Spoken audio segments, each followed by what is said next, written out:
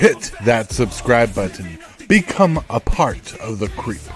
Too much to take. Show is lit. MTG3, are you game? Rise, creep, rise, building a following as we gain. Spitting fire like a dragon, no one can bring us down. MTG3 in the house, we own this town. Ripping through the beats with a fury. Well, hello, everybody. Welcome to Super Fast Tortoise. Super Fast Tortoise. Welcome to Super Fast Tortoise. It is a night here. It's been rough. My mouse died, so I had to charge it for a while. After over a week and a half not charging it, it was crazy.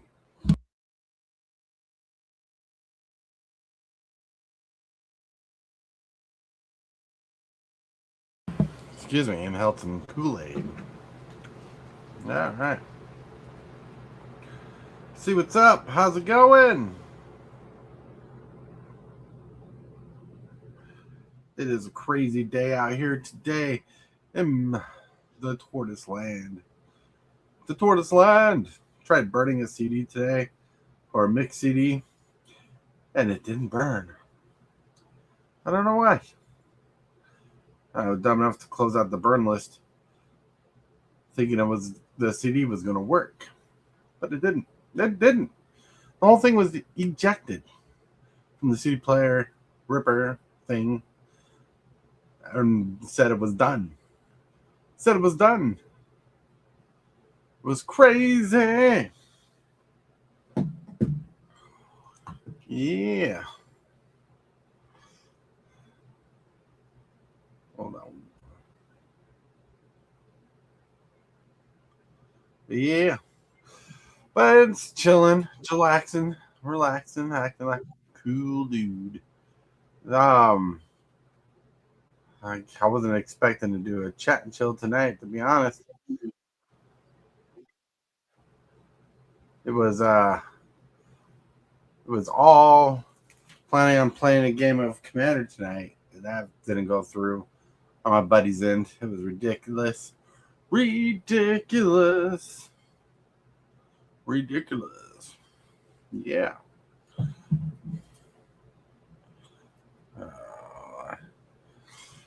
But yeah.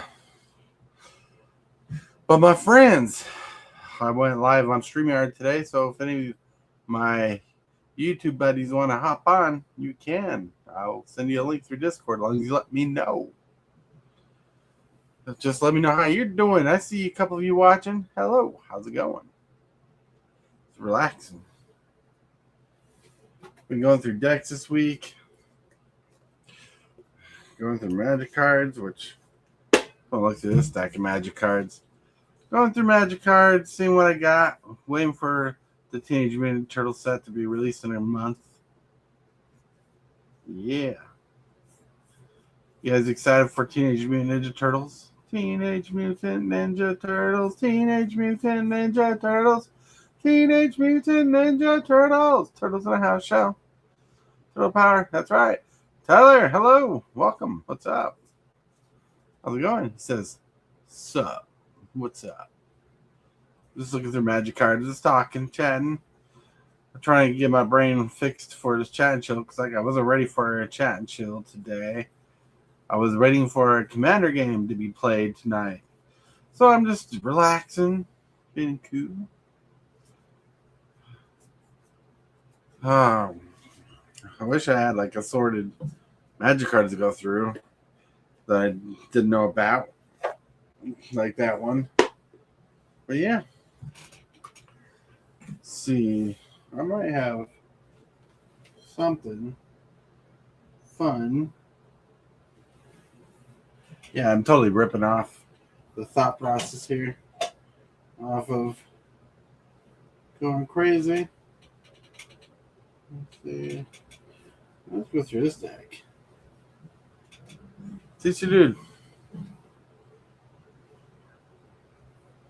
You know, you're offended. Well, if you want to hop on, TCG Dude, you're just one click away. I sent an invite to everybody on Discord, and no one responded.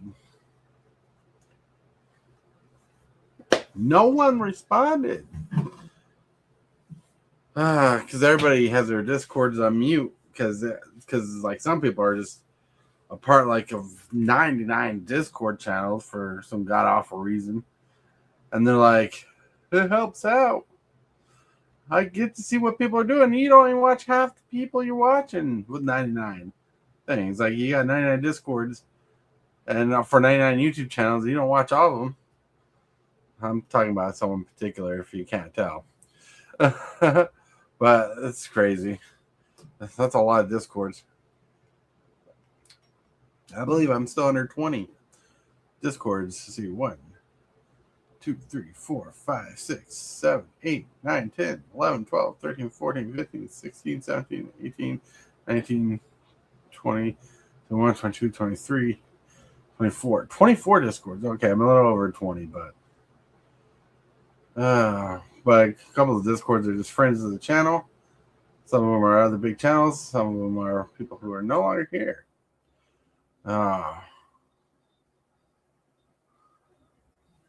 It's crazy. I mean, how time flies and people come by and go in your life. You're like, what's up? All right.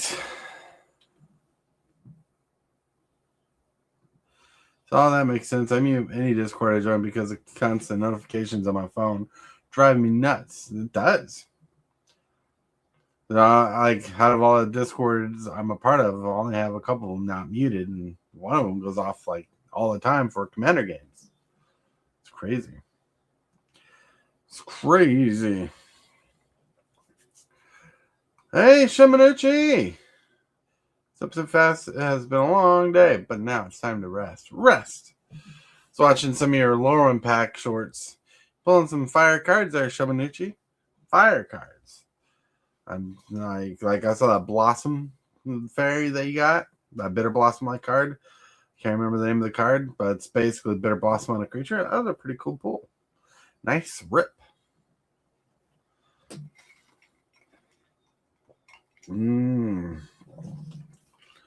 But yeah, chat and chill. Oh, have a good night, bud. All right. Later. But yeah, like going through magic cards.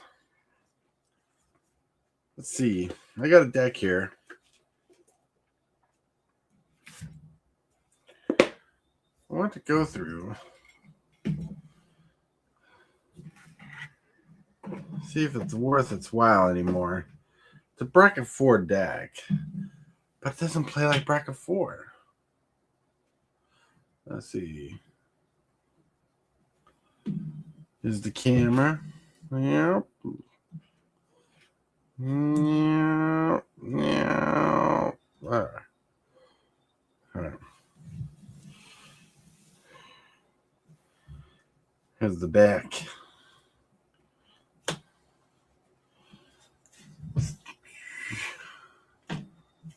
Every time I go through a deck, I take out the lands to get away from the spells in the deck. I believe in you. I believe in you. Yes, here you go. Here we go. Farewell, now game changer.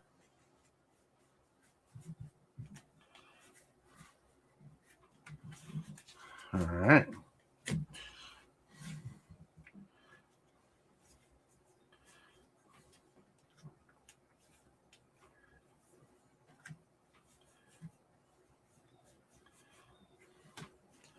Separating these lands is always fun. Yeah. In this deck particularly, because all the lands are like fancy or something. Or all the basic lands are fancy. Not all the non-basics.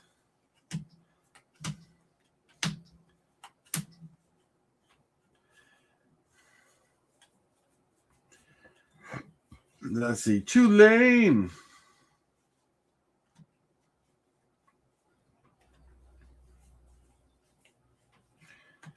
All right. I think that's all the lands. You know, it's sad. You can tell a lot of them are foil. There's a little bit of a curvature in the cards. Isn't that sad with Wizards of the Coast? Right. Skim through these cards one more time. Make sure all the lands are taken out. Woo! Hey, TCG dude. Hey, good afternoon, buddy. Good evening. How's it going? It's going all right. That's cool. Yeah, I did some errand running today. Had to go to the store, get dog food and some lady accoutrements for the missus, and got lucky. And they did a restock of bundles at the old store, so I picked up a Laura Eclipse bundle. Nice. It's pretty hot. I like it. You know what's funny is my wife has this obsession with watching Alaskans who live nearly off grid, and a lot of their content is going to Costco or Sam's Club, and they just film what they shop. They film how far they have to drive to the store, and they show you how expensive it is in Alaska. Yeah, that's what's up, man. We do have a Costco membership, and we'll go on occasion. I actually went there to go get baby stuff, diapers and wipes and all that. And on that same trip, I actually picked up one of those Spider-Man web slinger kits, like the Costco bundle. Yeah. Yeah, they had reduced it from like the $38, which is not a halfway decent deal, down to $30. So with the lands and the promo card and 6 booster packs, kind of couldn't go wrong. Can't go wrong. That's awesome. That's like yeah. Well, Lorwyn's such a good set. I know you got the Spider-Man bundle, but Lorwyn's been such a good set. Like I opened 3 packs and I didn't get like any major money cards. I think the most expensive card I pulled was like an $8 card. But out of all the packs, each rare, I feel like I can play in a deck. And I'm like, that's pretty rare for Magic for me.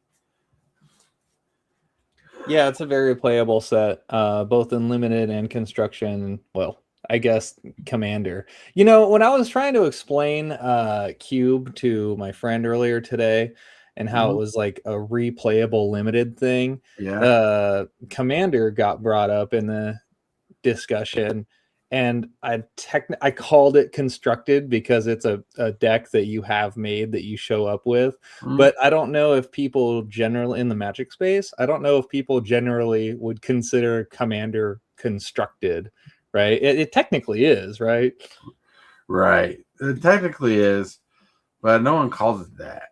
Because I think it's because people like us who played in tournaments and standard and modern and stuff like that, constructed was considered the primary format for Magic. Instead of saying standard or modern, it's mainly standard got the name constructed, but then they started calling constructed formats. And but like on EDH never really picked up that name. Right. I guess it does help differentiate the two. Right. Oh, that's not a mana rock. Holy cow. I'm trying to count my mana rock, mana dorks and stuff in this deck. I want to see how bracket 4 really is. 1, 2, 3, 4, 5, 6, 7, 8, 9. 9. Those are baby numbers. And I have this fancy card in here. If you know this card. And I'm like, somehow I mixed it up with the mana rocks. And yeah, Shimanushi, you're welcome. It's a Megatron Blightsteel Colossus. Oh, nice. I don't think I had seen that one before. I must have missed that secret layer drop. Transformers, huh? Yeah. And on the back side it had it's the same card, but just shows him in his alt mode as a tank. Yeah. Oh, that makes sense. Yeah, I always thought it was kind of funny that in the Transformers Universes Beyond, they couldn't use the word transform for the mechanic. So they had to use the word convert. But transform is a mechanic in Magic. Well, I know morph is what it refamiliarize me if you could. What's transform? So it comes from originally the Innistrad block from the werewolf mechanic and some vampire. Oh, that's right. Yeah, yeah. And then My bad. I didn't mean to cut you off. you're good. And the werewolf mechanic had it, and like some of them were triggered abilities, some of them were activated abilities. Well, most of them were activated abilities.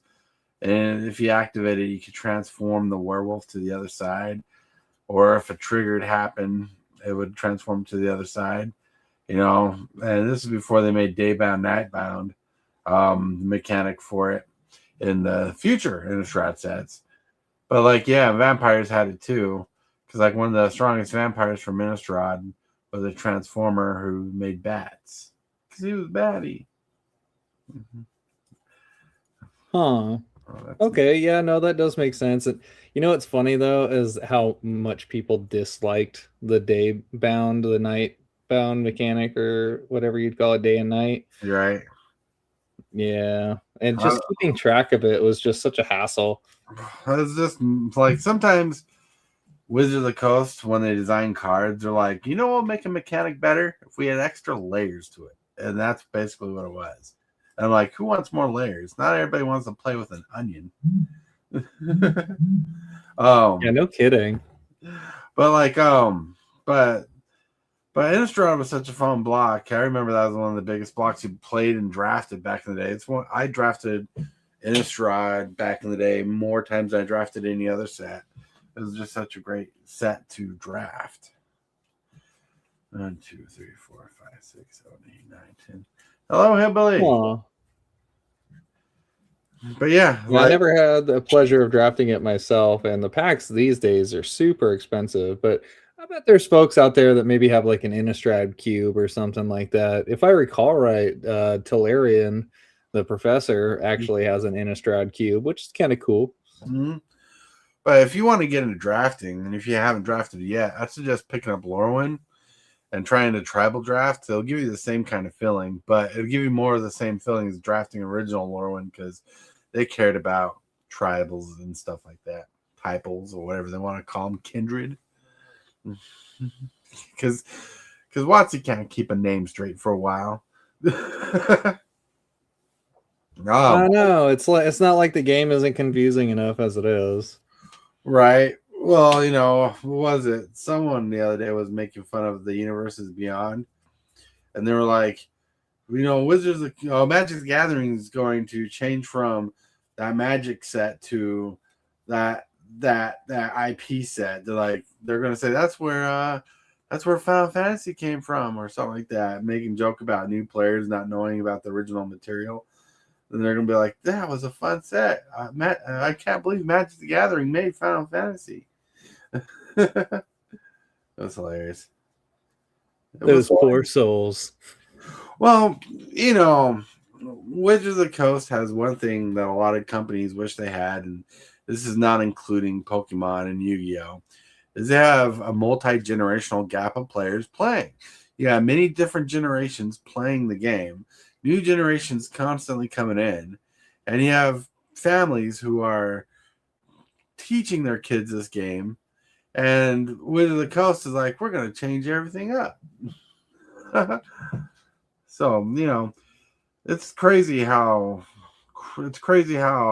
long Magic the Gathering's been out, and then they're making all these changes. What seems like suddenly, but now it's been over 10 years since they started doing different things and changes like dramatically. And it's actually accurate to be like, this ain't your granddaddy's Magic. right. It ain't granddaddy's Magic. No one's playing with alpha and beta anymore. Oh, man, we have one person in the community. Every time I talk to this person, they're like, they need to get rid of the reserve list. I'm like, that's like, and I think what Wizards is doing is what Wizards is doing is trying to make the game so good compared to the old powerful cards back in the day. And I'm not talking about every card back in the day because not every card was powerful, but like all the powerful cards back in the day, they're trying to make the game more powerful than those nowadays. so people will just forget the reserve list exists. Then then I don't then I don't know who's out there shit posting fake news on Facebook, but there's like on one of the Facebook groups that I'm part of, not the group like themselves, but someone in the group's been posting like fake articles about Magic the Gathering that I've been having a hard time keeping up with what's real news and what's fake news. Because like when Lorwyn came out and the turtle thing messed up, like you know how the turtle cards were in some of the packs. Like yeah, I'm familiar with that. Yep. Right. Someone posted like a M30 Magic 30 version of Dual Land, and they're saying people are opening up Dual Lands in Lorwyn. And I'm like, that can't be real. I mean, if that was real, that'd be so crazy. Right? People would flip their lids if that was real. That's yeah, I mean, I guess that's just kind of the internet for you, though. You know, like you got to definitely learn to filter out what's obvious and what's not. But sometimes with stuff like that, like, yeah, it would be, I wouldn't say hard to believe, but like it happens so seldomly that hearing that the next set's cards are in the current set's boxes is just like, what? No way. You know? Right. But yeah, like I didn't believe that until someone like pointed out that was a real thing, and a couple articles afterwards came out about what Wizard of the Coast is trying to do during pre-release. Which I think what they did, I think Wizards might have done it a little on purpose, but like at the same time, the way they handled it just sounded like so dumb. They were basically telling people who opened up these packs with the turtle card in it, and they were telling the stores that tell them to take the card away from them and give them a random rare out of a booster pack that the store is basically flipping the money out of.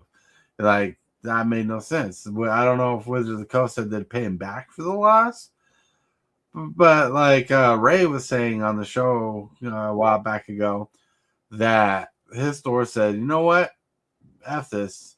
We can't take the money.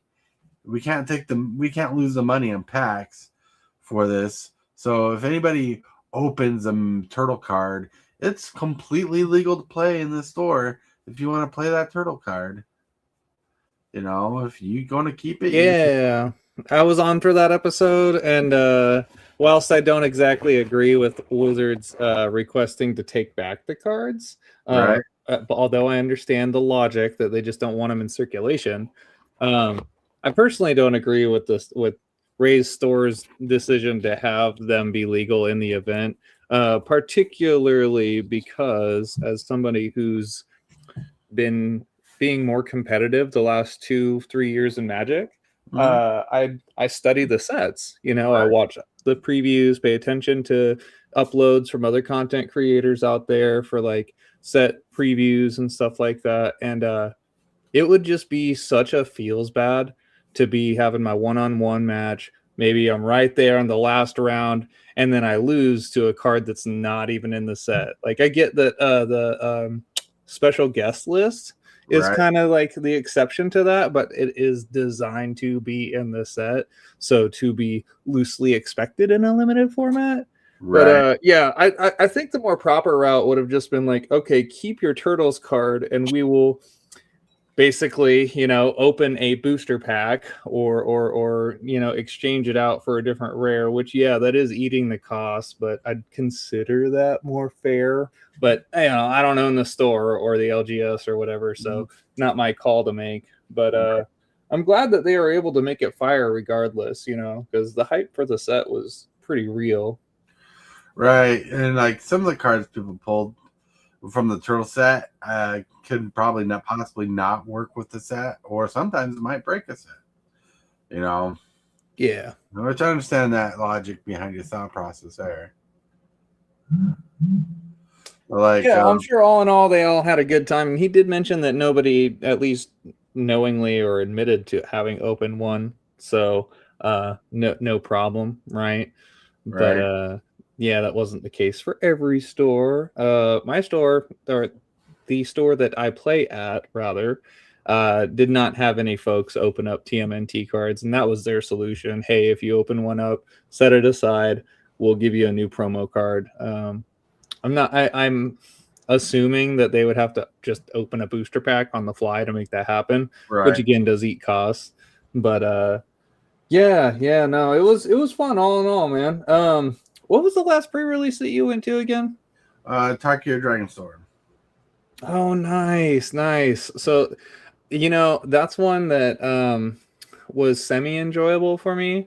Mhm. However, I one thing I didn't like about the pre-release experience of Dragonstorm was that the kits were aligned with the clans. So there was 5 different types of kits, and they Right. would have a seeded pack with a rare mythic and a couple other cards that were in those colors. Right. So if that's just like a color pairing that you don't like or a clan you don't like, you were kind of pressed up against the wall with that choice, which kind of sucks. But I'm sure a lot of other people enjoyed it. They're like, "Oh man, it's Teamer! I wanted Teamer Dragons. I love it."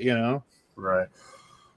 Well, I wasn't a big fan of how my game store handed out the packs because I'm used to you pay for a pre-release, you get to choose which clan or guild you were part of, and they didn't Right. they didn't do that. They're like, nope, you're randomly picking out a bag, and I ended up getting Jeskai, which I got some good pulls in it in the in the pre-release, but like everybody who like won a lot in the store were all Teamer decks and the Mardu decks, and I was like, I wanted Teamer because I wanted to have a chance to pull the dragons. But a feel bad thing about going there is about playing pre-release, even though I love limited. One thing that made me feel, it didn't make me feel bad as a person. It's just you hear people opening up packs and they're excited because they pulled off the banger card of the set, and then you're like, crap, now we know who's gonna win like first. Because we had a guy who's like, I pulled an Ugin and a foil Ugin. I'm like, oh my lord, that's crazy. That's some crazy luck, man. And kits be like that even without the whole like clans or designated color pairings. Some kits are really swingy like that. You can get your minimum, so it's 6 packs, right? You Right, could get a minimum of your 6 rares, and they're just rares, and some of them may just be a rare land. So you have like 2 creatures, 2 sorceries, and 2 lands in rare. And if it's not in your color pairing, you're SOL. And then right. you got other folks like that guy that get 2 Ugins, which is colorless, and you can just jam it in any old deck. It's like, what the heck, man? Mhm. Yeah, one thing that was a shame about the pre-release is I didn't get a promo card in my pack. And belongs to me, I didn't pay attention to it, but I remember the foil card that I pulled out of my pack, but it wasn't daytime stamp. Yeah. It was a Oh no. right, the daytime stamp. One of the best things about going to pre-release again, those daytime stamps, even though it was just dated with the year. And I didn't get one. I got a foil red blue ascendancy, whatever they're called. And I remember, Oh yeah, the enchantments in yeah. the color pairing. Yeah. And so I reached out to Wizards, took a picture of my box and the cards I pulled from the pack. Like I went in depth, and they're like, "We'll get you a promo card." So it took me like a couple months because I had a friend who opened up a box, a couple packs of Commander Masters, the most bendy foily set there is, and I was explaining to him because of this that if you can talk to Wizards, they might replace it, but be patient because it's going to take more than a couple weeks. But anyways, so it took me about a month and a half, or maybe like 3 months total. But like through patience and waiting for it, I ended up getting a pre-release pack, which they said again, this is just a promo. They sent me a pre-release kit pack. It was an Abzan one, which I don't know why, because I told them I wanted a Jeskai one to fit my Jeskai. But like, Yeah. well, I'm not gonna complain. They fulfilled on their order, and they sent a Innistrad remastered pack as a as a like an extra pack to open, which I'm Yeah, good gesture. yeah, as a good gesture. Then then later on, we got the taking promos away from the promos away from the kids, and I'm like, I wonder if that's what happened. They were getting ready for it. I don't know. Like, Well, at least you had some success. Like I'd call it a C plus at right, worst. You know, the Wizards responded. They didn't deny your claim. They sent you a new promo pack and gave you a free booster pack. right. I just try to mess with it. I was Yeah. hoping to pull an Edgar out of that too. I'm like, oh, I can pull an Edgar, and I pulled out a land. I don't remember what she's called, but like Oh no. a land rare. I'm like, oh, because they didn't have great lands in that set, so you felt kind of down on that one. Yeah, weren't those not the check lands? They were like the slow lands or something like that, where you have to have two or more in Yeah. play, and then it comes in untapped. Mm-hmm. Right. Yeah, I believe that's the kind. The check lands that check for two or more basics or something like that. Right. You know what? That'd be a good video day. One of these days, we should go through the slang or the magic terminology for the different land cycles. That way, we could familiarize players. That would be a good one, but holy cow. All right, hold on a second. I gotta take care of something. Uh-oh. I don't know how they get away with that. Oh, someone took care of it. Holy cow. It's still showing up on the side, but I just checked YouTube. Was that you that took care of that, Hillbilly?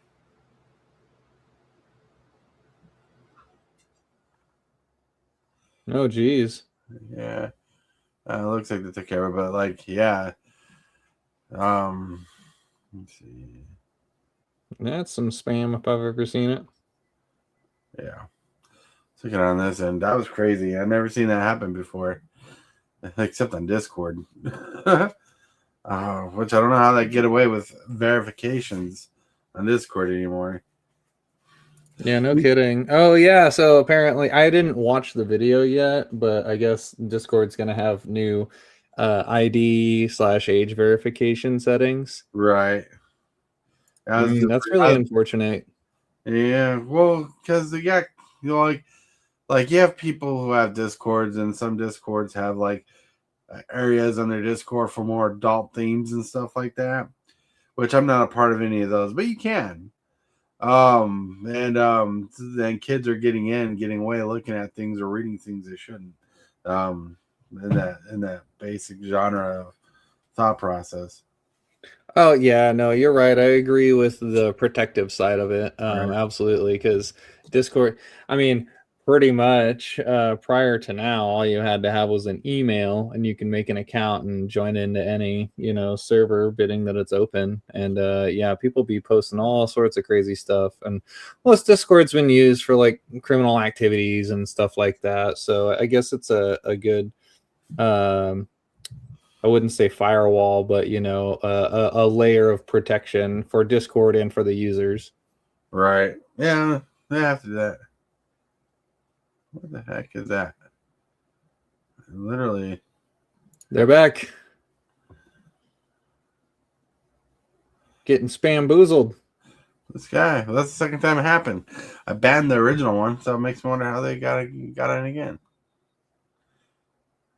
But this guy. Whoa, whoa. It's TCG dude with us today, Lulu. But hey, welcome. We're just chatting, chilling. But yeah, I was looking at my bracket 4 deck, and I see how bad it is now. I don't got enough removal. Don't got enough draw. Even though there's like tons of draw in the set, but not enough efficient draw. But I don't got enough removal. Our board wipes are plenty, but they're expensive. Like mana cost wise. 1, 2, 3, 4, 5, 6. 6 board wipes. That's ridiculous. Megatron is not really a win condition in the deck. He's just there to win if I could take extra turns. But holy cow. Yeah, that is kind of what I was going to ask next is what's your win con there? 3, 4, 5, 6. I got six removal. That's low. 6 removal, 6 board wipes. That's crazy. I don't know. I'd have to reassess my deck and tear apart a couple other decks to make it better, apparently. Because geez. So I got 3 time walks in my deck, or 3 times. So I got time warp, temporal manipulation. I want more, but geez. And I got walk the Aeons, which was sent to me by Time Capsule. That was awesome. No, that's pretty legit. I like that card. So it's basically extra turn, but with buyback. What's the buyback cost again? You sack 3 lands or something? Yeah, sacrifice 3 islands. Ah. Yeah. You're good, Lulu. You're good. Yeah, it's just there for extra turns because, like, it has one way. It has kind of 2 ways to do it, I think. Let's see. Oh, no. It's in the 4 slots.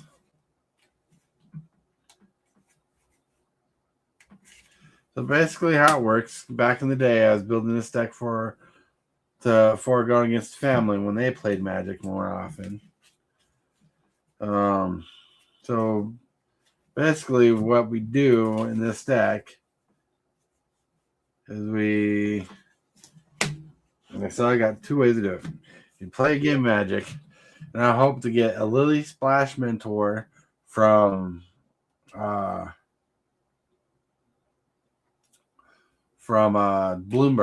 right? Cost 4 mana. It's a 4/4. As reach, it says you can pay 3. You exile another target creature you control. They return to the battlefield under its own control with a +1/+1 counter on it. And you activate it only as sorcery. But anyways, what you want to do is be able to activate it, and you can activate it multiple times because it doesn't tap. And what you want to bounce with it is an Eternal Witness or a Timeless Witness, right? So Eternal Witness and Timeless Witness bring a card back from your graveyard to your hand. Right. And Deadeye Navigator, it costs 2 to do it. It costs a 6 mana creature, but it costs 2 to do it. I won this off a fellow YouTube's channel. That was awesome. But anyways, Sweet. So yeah, there one of these 2 cards to bounce one of these 2 cards, right? So the point is to be able to each turn at least bounce this card and get back a Time Walk ability, right? Like Time Warp. So you bounce the card, you may you bounce the card or exile the card, return it, bring back Time Warp. Have to take an extra turn after you cast it. Like you cast it, go to the graveyard, activate it, bounce it, return to your hand, take an extra turn, next turn, repeat the process. Which that's not exactly a win con. But a win con in the deck is Megatron. And when you have Megatron out, you board wipe, clear the board so you can swing lethal at each player individually. So that's how slow the deck is. Yeah. Huh. Well, it is chaining extra turns, and that's bracket 4 worthy there. Yeah, bracket 4 shenanigans. That's 4. That's 3. 4. That's 4. But yeah, that's bracket 4. But looking at the deck, I realized why it's so slow. Because it plays like a bracket 3. Yeah, the mana value, the mana curve is just a little high. Yeah. Yeah, like, and I got cards that could probably be taken out. Like I got a Loomer Belle of the Woods, which is a banger card in other decks. She mills 4 cards, and you get to return all lands from your graveyard to the battlefield, which can be fire. But like, she for this deck, I don't know. She's like a $20 card just in here. I just pulled it out of a pack foil, and when I found out it was like $20, I'm like, I'm gonna put that in a deck. You don't play a lot of Commander, do you? Not entirely, no. Yeah. So talking about some of the cards in here, they're like slow for modern play. Well, Like, no, I mean, I can assess a little bit, you know. I've heard that Lumra is actually really abusable at the helm for Commander, actually. Lumira is pretty fun. Yeah, because their power and toughness are equal to Metalanzi control. Blue Sky. So I've been watching zombie shows. Nice, like Walking Dead and things like that. Or how about that one that's kind of weird, where it's about a zombie who reverts from being a zombie to a human because some girl falls in love with him, and makes him feel human again. That was a movie. Wow. Yep, I believe it starred the guy from Twilight or something like that. I could be wrong. It was a bad movie. There's another weird movie about zombies, or a series. Can't remember what it's called. And basically, it's about this mortician female who's young and is like has like been bitten by a zombie, but hasn't converted to a zombie. She finds out she doesn't revert to a zombie if she eats brains. And when she eats brains, she gets to see all their memories of the victims she eats. So in this story, she goes around finding people who are bad, like bad people, killing them to eat their brains, and she has to go through their bad memories. That's kind of a trip. It's like almost a Dexter style thing, but Right. for zombie brain eating, or well, zombies eating brain. Mm. Yeah, it's crazy. Like there's a lot of zombies. There's even a movie we watched that resembled Jurassic Park in some of the scenes, like that you could tell they took ideas from Jurassic Park, but it was called Zombies. Have you ever heard of that? Negative actually. That's the first one for me.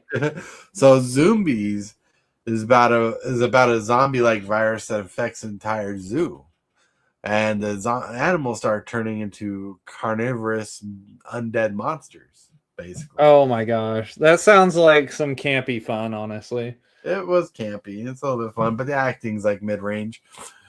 And they did it so well. They somehow made a sequel. I'm like, wow. Like I mean, if it makes money, then why not try it again? right. If it makes money, do it. Do it. Oh, did you watch the Super Bowl? Yeah, I gave it a good old rewatch just yesterday. It was quite the blowout, man. Go Seahawks. Really happy that they got a win. Crushed Mhm. it over there. Oh yeah, Seahawks really crushed it. Like we were making fun of them for a while, saying they're going to make their whole team. They're going to make all their points off field goals.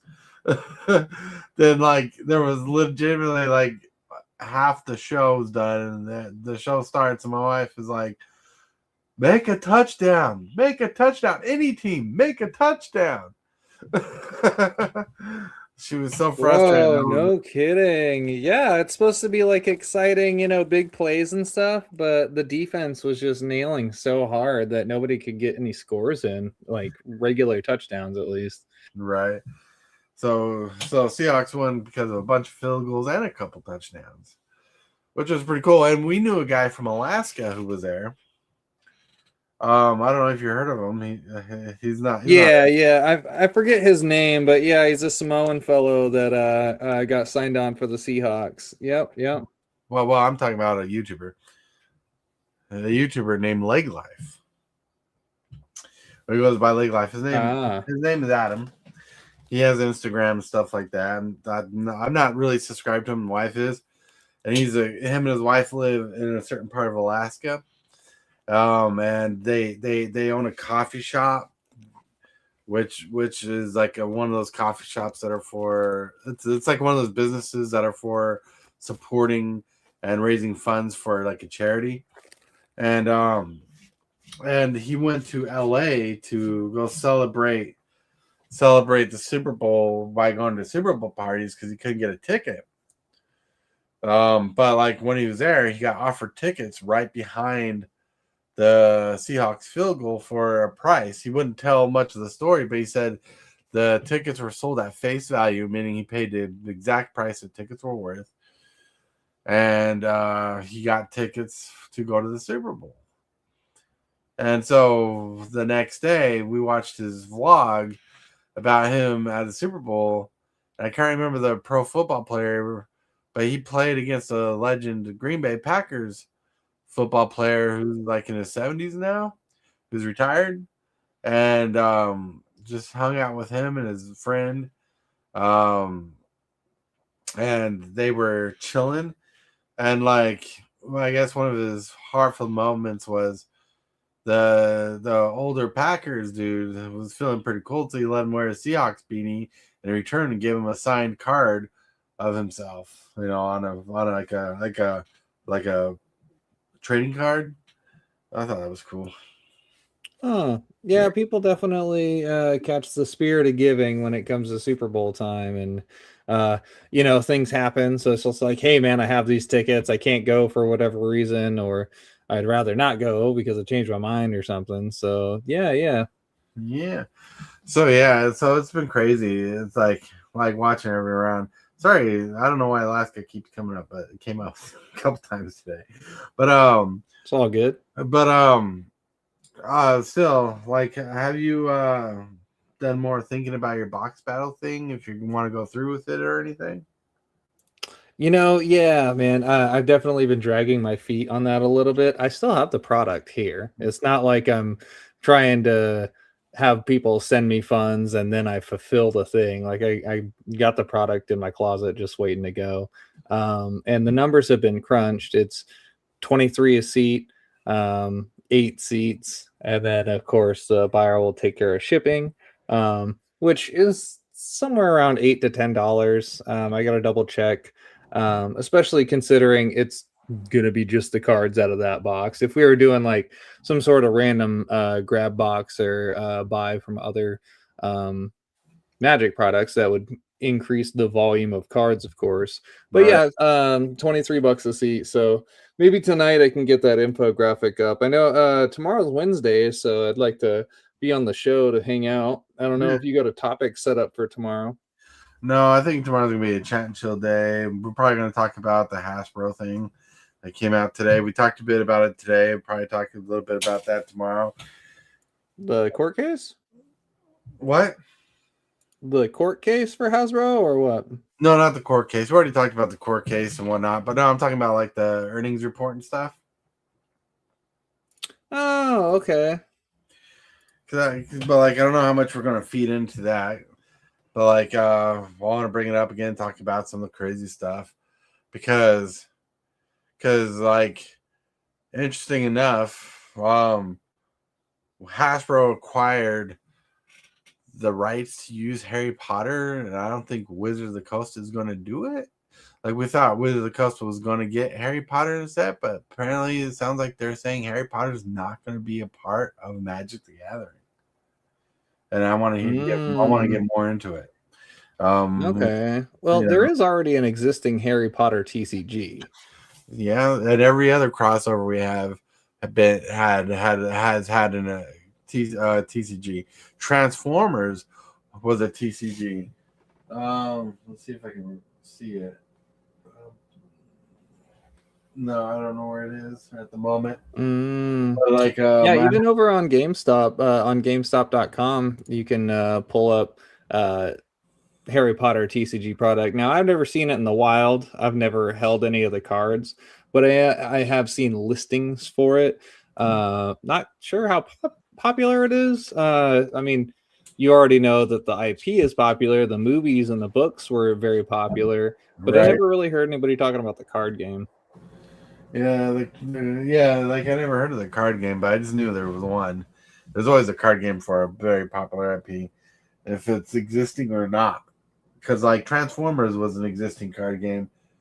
Somewhere in this room of mine, I have or had an unopened box of the Transformers dual decks things they got, where it's 2 decks that you can merge into one, and they actually have cards that transform. All that fun jazz.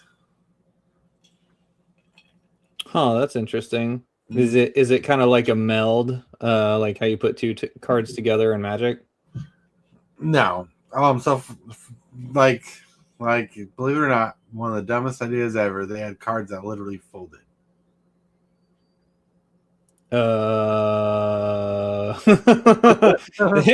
I promise it's near mint. It's just been folded. Right.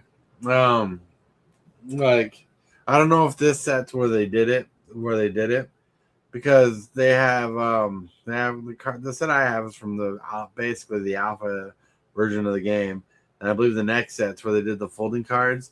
Then as awkward as it is, one of the things they did to capture the spirit of the toy line of Transformers, not all cards were the same size, so they fit in different zones of your game. Okay. That must have made packaging the product a little awkward, but I see where you're going. I'm trying to figure out where the hell that box went. I don't know where it went, but yeah, it was crazy. Like wherever it went, I have it somewhere. But like you know the old oversized cards they had in Magic the Gathering? Yeah, for like the commander cards and stuff. Right. And they did that before Commander's Art card. They did it as a novelty thing first. Yeah, Vanguard. And stuff like that. But like they have cards that big for the game that legitimately sat on the side of your deck as part of your deck. Huh. Then they made a giant Transformer who was about the size of a regular piece of paper that was a part of your game too. So there was flaws. There were flaws in the game. There were things. Yeah, I mean, they got to experiment with it. Oh, here we go. They actually have it reduced price right now. That's kind of crazy. I doubt that they'd have any in stock. Whoa, it has a Wizards of the Coast wrap on there. Get out of here. The Transformers game? No, the Harry Potter trading card game that I'm looking at over here on GameStop. Oh, wow. Now, it's a Adventures at Hogwarts booster box. Originally $249. They have it marked down to $149, so a whole $100 off, and then a little bit less for pro members. But yeah, it's got the old Wizards of the Coast wrap logo on there. That's nuts. Here, I'll send you the link here real quick. You could have just shared it on the screen. Oh, I guess I can do that too. Share, there we go. All right. Oh, there is the officially Wizards. Yeah.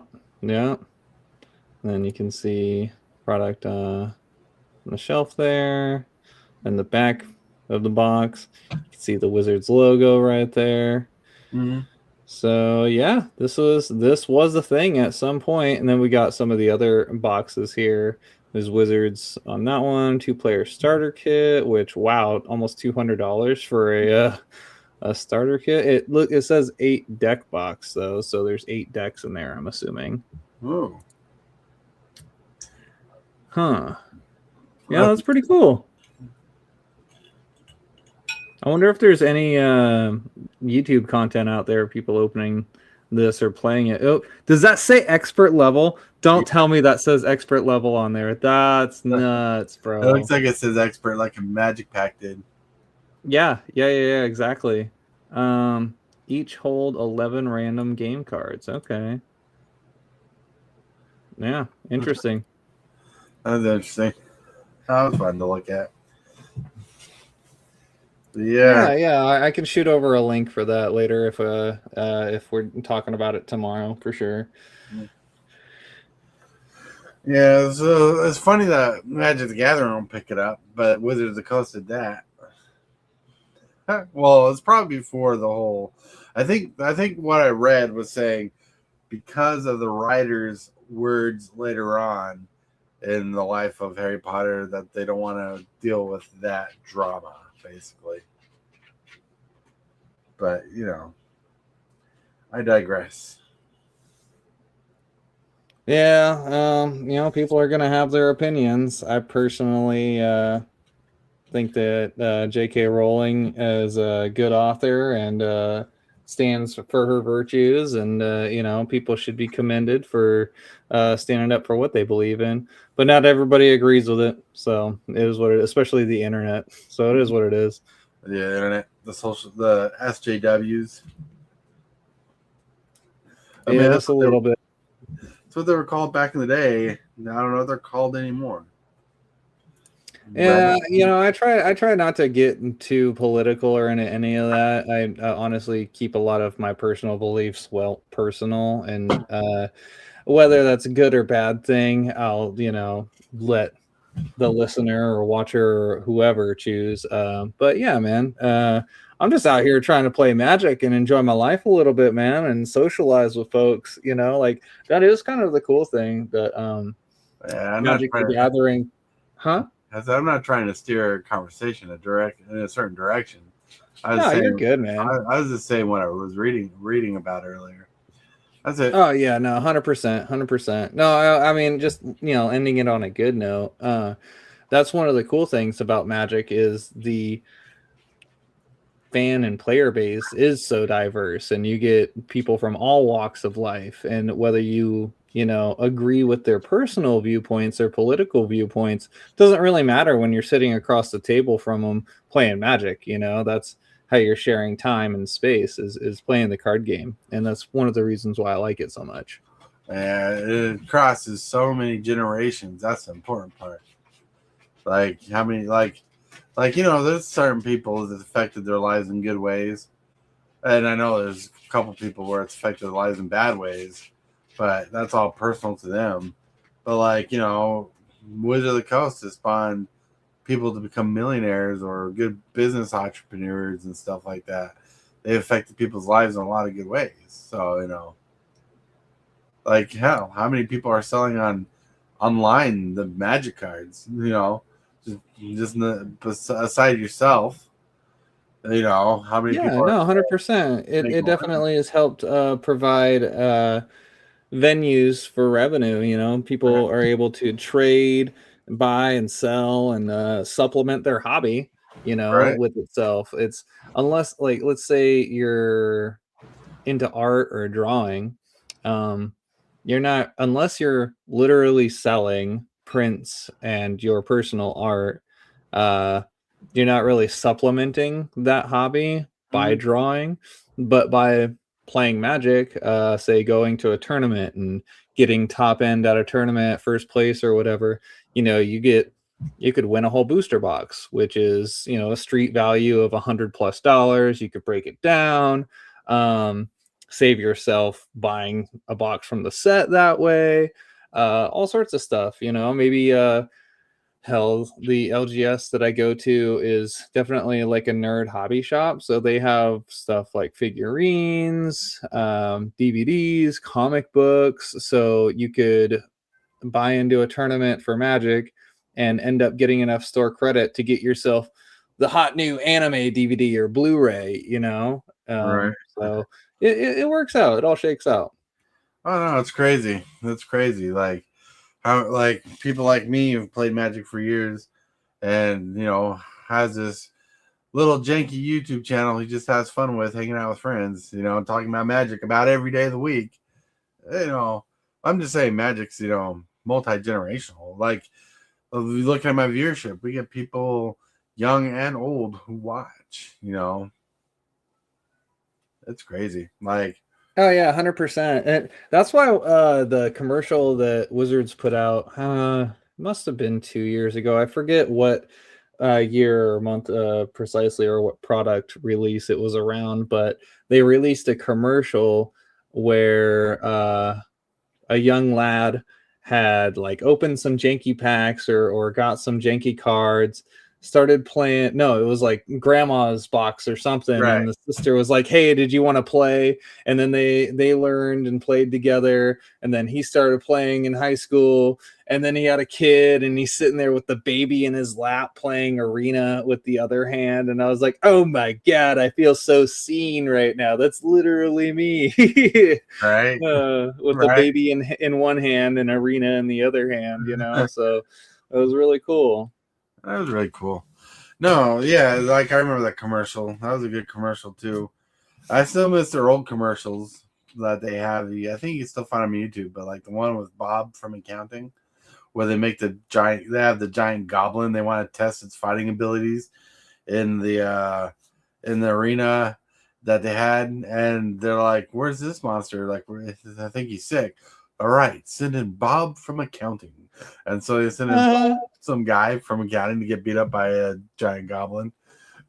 Or Yeah, was it their Roy? commercials were definitely a lot more edgy in the 90s and early 2000s, which, I don't disapprove of at all. I wish that they would kind of bring a little bit more of that grit back, to be honest with you. They might re-inspire some old players or like light the fire under the current players. But, I'm not their marketing manager, so it's out of my hands. I agree with you. Like, I'd like to see more edgy commercials, definitely based around tournament plays. Like, I don't know how it is in the cities, like where they do the pro tours and the magicons and stuff. Like, I know they put in big posters and they decorate that whole part of town. But like I know I don't get YouTube commercials, but yeah, I do watch out for when YouTube posts a video, and I'd like to see them do videos like exploring that as like media, as like talking about their tournaments, talking about the things they do, how they do community reach. Like, one thing I think that kind of sucks is that they expect us to do it for the people who actually go. And like, when I say us, I don't really mean me, because I haven't been to a MagicCon at all until they get one here in Iowa. Like, I want to see like a MagicCon. I want to see Wizard of the Coast do videos of MagicCon and talk about MagicCon, what they do. I want to see them talk about the tournaments. I want to see them. I want to see them do commercials like that. Get people Yeah. excited for those things. Because you know how cool it would be to see a commercial for MagicCon Las Vegas or something, and they're like, "Here's a commercial. Come to Las Vegas." I bring up Las Vegas because it's the only name I can think of right now that I know they're at. I know they do a couple different places, but Oh yeah, they got a nice handful.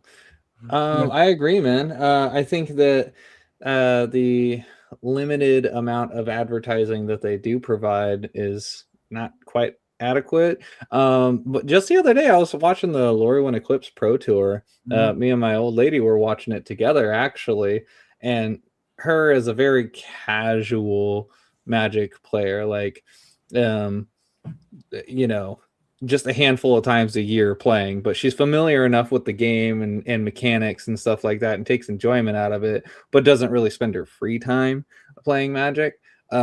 She loved the heck out of the Pro Tour coverage. Not only did they have cool panning shots of the city, like drone shots and stuff, but they Right. had cool little like clips of the coverage of, like, players at tables and the social setting, and then the actual commentary itself. They typically have good commentary on there. Every once in a while they'll have like a blip in their sound settings or some error that way, but Right. the actual words spoken from the folks is entertaining, and they're really cheeky sometimes and love to take quips and jabs and stuff, and it's entertaining. So I like it. She liked it, and I think that if they were able to even do like a 5 minute YouTube video, or maybe squeeze little 60-second like excerpts of that into more of their mainstream videos or their Twitch streams or whatever, that might shine a light on it a little bit more. Yeah. Yeah, for sure. While he's talking, I was listening, but No, you're good. someone just hit the Reddits, and I'm not on Reddit. I got this on Facebook. Someone got their pizza box early.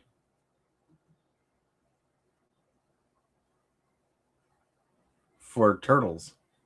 Oh my gosh. I wonder if that's like they pre-ordered it from Amazon and it came in early or what. Yeah, I don't know. There was no article around it.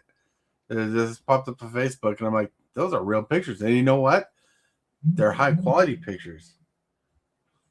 That's crazy. And there's multiple postings of it at the same time from different sites. Ooh, that's crazy. 3. Yeah, holy cow. Huh, that's interesting. Yeah, so I was actually just talking to the missus today that I'm looking to lock in some store credit and make Magic pay for Magic. You know, I've got a lot of cardboard sitting around here that I could list. Some of it I could just trade in, and kind of turn that into A, my pre-release fund, but B, maybe into a booster box, at least a bundle. You know, I've been doing GameStop for the last year and a half or so, and they've always done me right. Had the product, had it at a reasonable price or at least MSRP. But this time around for TMNT, it is $70 to pre-order a bundle and like 180 or something for a booster box. And I just don't know if I can stomach that for basically what's supposed to be a similar to Spider-Man set, you know, where it's 140 cards or something like that, you know. They'll have a ton of alternate versions, I'm sure, but like actual like unique cards. Right. Yeah, that's crazy. Yeah, how small the set is. It's supposed to be Spider-Man size, but they specifically said on a video it's not. It wasn't designed like Spider-Man, where they're like, "Oh shit, we don't want to do one of these little Assassin's Creed sets. We want to do Spider-Man better and bigger." And they said they put more thought into turtles. But yeah, like right now, I got pre-ordered a bundle. I got pre-ordered a game night box type thing. Well, not a game night box. It's like a 4-player deck box game that I want to play. We're gonna play. We're gonna keep it as like a board game. So if we ever want to play Magic, the family can enjoy.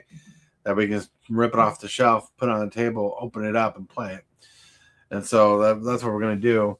Then hopefully we can get a commander deck, and instead of buying a box, we talked about just spending that money on singles.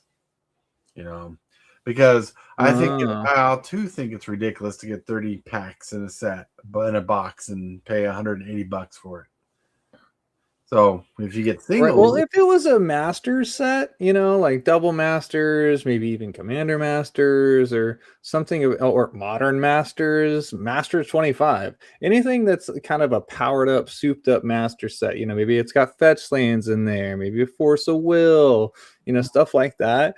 That would be a lot more reasonable. But for a standard legal set, even though it's an IP upcharge, it's just a little too much, man. yeah, the EV needs to be better, and we need to know. Well, first of all, we need to know more of the cards in the set. We know every mythic rare, that's for sure. They spoiled those after the whole pre-release incident. They spoiled. I don't know if you knew that or not, but they spoiled all their mythics and rares for the set on the spoiler site and everything. And yeah, I'm familiar that they did that. I haven't personally glossed over them. I've been trying my best to ingest Magic data at a reasonable rate, but as you, who's chronically online in the Magic space, knows, that's hard to do, bro. well, I try to pay attention to certain things, and that's it. Like right now, my brain is just focused on the turtle set. You know, so right now, all I want is from the turtle set. I bought 3 packs of Lorwyn because they actually had singles at the store the other day. You know, just 3 packs, and I liked Lorwyn, and as a way I could support Lorwyn, you know, by buying the 3 packs. But like, holy cow, like, you know, you really gotta just go with what you think you want to be a part of, right? Because like the thing that sucks for you, and it sucks for a hillbilly, is every set standard now that's coming out this year. So every set you gotta pay attention to some way or another, just to see if there's going to be that fire card that's going to flip the format on its head. You know, you got to watch out for those cards, especially standard players. We're waiting. They're looking out for those too. You know, every set this year that's being printed is going to be standard legal. You know, Right. It's and definitely a double-edged sword. A lot of homework, a lot of studying, a lot of reading. that's right, no doubt. Yeah. But on the plus side, though, Mm. it's more standard support, so it kind of spotlights that format a little bit more. Right, you got to see it in the Pro Tours. Oh, Pro Tour. I remember watching the last Pro Tour, and I watched so much of it, and I'm like, this is just all red blue decks, isn't it? Oh my gosh, is it prowess? Is it lessons? Is it a deck you want to watch anymore? Oh. Like it's pretty bad when you watch enough of the game. You're like, this deck's gonna win. Like this version or form of a deck's gonna win. You know, like my favorite Pro Tour to watch was when Brian Dewin was in. I believe that's his name, Brian Dewin. Ah. I could be wrong on the name, like the enunciation or something, but I think people call him BBD or something like that back in the day. And or BDB or BBD, I can't remember. He was a big bald dude like me, but he played the Big bald dude, BBD. Yeah, that one. right, right. He won the tournament with a Bant deck from the last Innistrad set at the time, the middle Innistrad sets. I think we went there 3 times now. Was it? Yeah. Oh, Shadows over Innistrad? Yeah, Shadows of Innistrad. Yeah, Nice. he went up the Bant deck, and the wife and I were engaged. The decks were different, right? The decks were different. People were playing different decks. We were actually rooting for people because we can tell who was there by the decks they were playing. We were rooting for BBD to win. We thought it was Right. See, Yeah. that's the thing too, is that a lot of folks forget that just because your sport is not physical doesn't mean it's not a sport, right? Chess Right. is a sport of the mind. You know, it's pretty cool thinking about sports. Ah. I don't know the lady's name, but I saw a couple of articles on this female pro Olympic skater who's been very vocal lately about Magic the Gathering, and she loves playing the game. Yeah, I saw that too. I think it's Amber Green. I'd have to double check her name. But yeah, she was quoted as saying she goes to the LGS and plays often, doesn't care that it's nerdy, it's fun, it's what she likes to do. Right. So yeah. I mean, but think about this. That could be a doorway, right? That could be a doorway, and this is a reach. But that could be a doorway to start getting whispers in the Olympics that maybe one day Magic the Gathering could be an Olympic event because it is a mental sport. You know, I don't know how they would do it. We had this conversation a long time ago about it. About a year and a half ago to 2 years ago, we had a conversation. What if Magic the Gathering was an Olympic sport? And we talked about different ways we could do it. Like, how cool would it be if TCG dude had the deck qualified to go play Magic at the Olympics? Oh my god, bro, that would definitely be monumental. Right. Yeah, no, totally, man. That's how you get hometown heroes. It's to kind of divert but related. Mm-hmm. Magic the Gathering used to feature pro player cards in I their remember booster that. packs. Yeah, specifically around like the Time Spiral era. They may have done it before then, a little bit after, but that's when I saw them out of packs. And they were out. They were out during Ravnica block, the original Ravnica block. Yeah, and Ravnica as well, for sure. So home internet was a thing then, right? Mm-hmm. Like many folks had upgraded from dial-up to DSL at that point. Right. It was being used in schools, like regular public schools, middle schools, high schools and stuff, but not everybody was chronically online. YouTube didn't exist really, or it was in its infancy at that point. And so coverage of professional Magic was kind of exclusively on ESPN for a little bit, and even then it was super niche. I couldn't tell you what time slot they aired it. It could have been 3 a.m. for all I know. But yeah, that was kind of like, if you're either involved personally, you read about it in magazines, or you saw it on ESPN. And if you weren't a part of those three, groups there participating in that, your knowledge of any Pro Tour stuff was kind of just word of mouth. Somebody at the LGS saying, guess who won? Or maybe one of your friends paid attention, guess who won? But seeing those cards, they had obviously a photo of the person with their name. So you could, see the face and recognize them.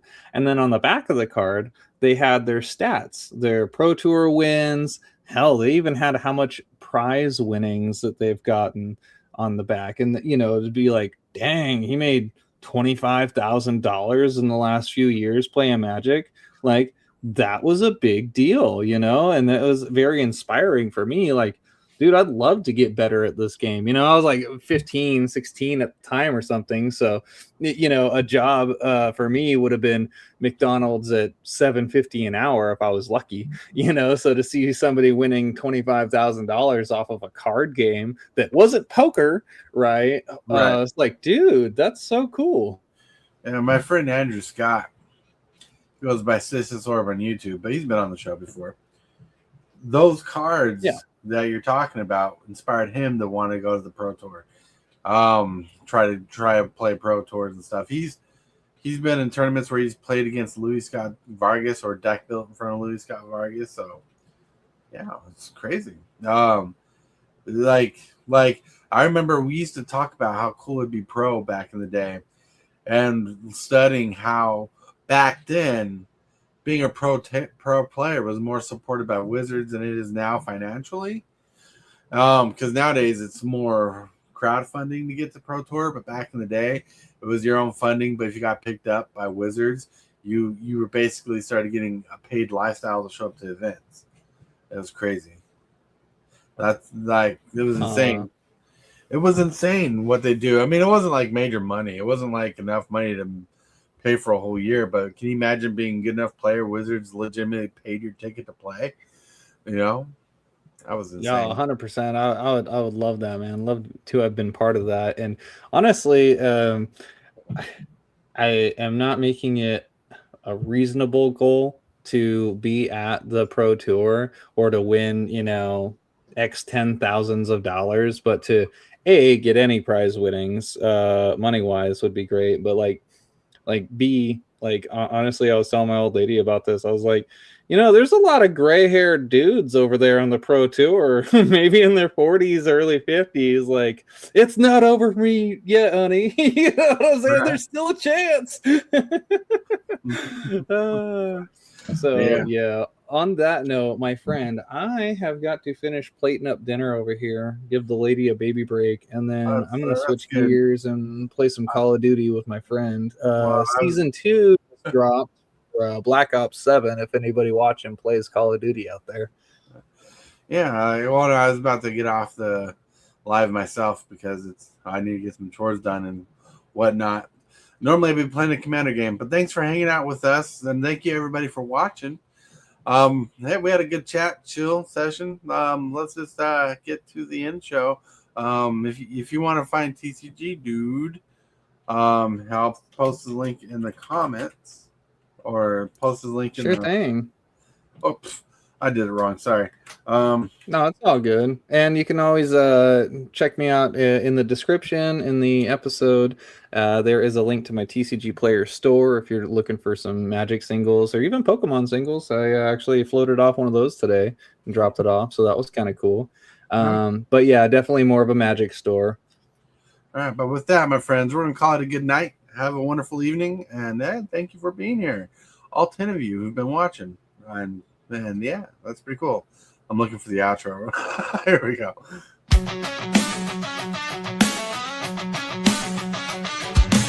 Start the morning with coffee in your cup. up. Time to hang out with friends and chat it up. Bring a smile and good luck. Hit that like button and let's chat it up. Good times start with us, you and me. Good morning, welcome to the morning coffee show.